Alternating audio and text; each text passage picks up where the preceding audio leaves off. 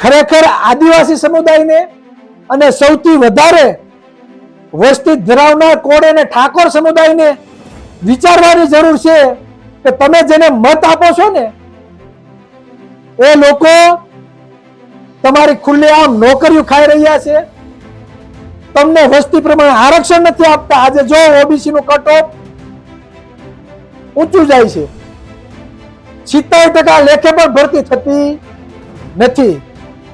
આંદોલન કરવા જાવ ને તો ધોકા મારી મારીને તમારા ચામડા બરડા લાલ અને કાળા કરી દેવામાં આવે. તમે મહુવામાં કોળી ઠાકોર સમાજની દીકરી કે બહેનોને જે હાલત કરી ને એ ફોટા જોજો, તમને ખ્યાલ આવશે. અને ચામડી છે ને લાલ કરી દેવામાં આવી અને ઉપરથી 307 પણ દાખલ કરવામાં આવી.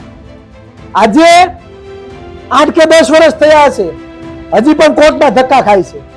આ વાસ્તવિકતા છે, આ કરુણતા છે અને આ જ સત્ય છે. કદાચ કોઈને ચિરાગભાઈ જાતિવાદી લાગતા હોય તો લાગે, એમાં કઈ ફેર પડતો નથી. વર્ષો ત્યાં સત્તામાં તમે કબજો જમાવીને બેઠા છો. 2% મત છે, 8 વખત મુખ્યમંત્રી બનીને બેઠા છો. 6 કે 7% જેના મત છે એ 6 વખત મુખ્યમંત્રી બનીને બેઠા છો. તો ત્યાં તમને જાતિવાદ દેખાતો નથી. અમે કોઈનો હક અને અધિકાર છીનવવા માંગતા નથી, પણ આ બહુજન સમાજને, આ ઓબીસી એસસી એસટી અને માઇનોરિટી સમાજને જો અન્યાય થશે તો તે આજે પણ સહન કરવામાં નહીં આવે અને કાલે પણ નહીં.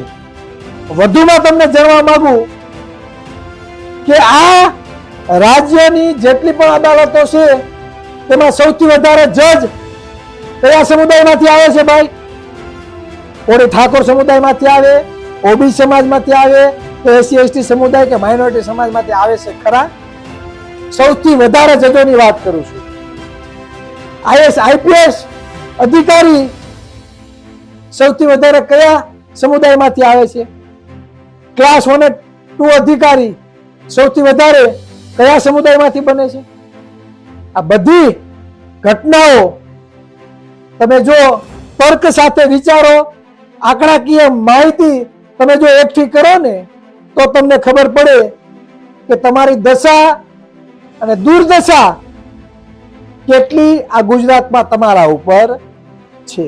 આ વાસ્તવિકતા છે અને એ તમારે સ્વીકારવી પડશે, આજે નહીં તો કાલે. કહેવાનું મારો તાત્પર્ય એ છે કે જો કોઈ ધારાસભ્યને સમાનતા મળતી ના હોય